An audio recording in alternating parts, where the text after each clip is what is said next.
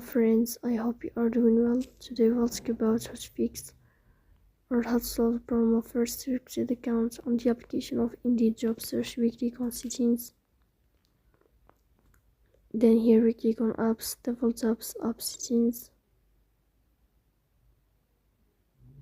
Then we go to this page of Indeed job search.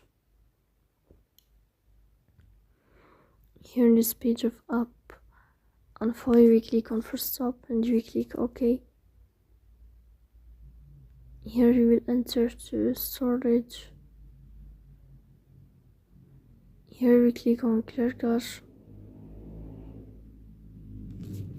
In the end you will turn off your phone and you will restart your phone again to fix that problem. So that's all. Don't forget to support us by like and subscribe. See you next time and thank you for your watching.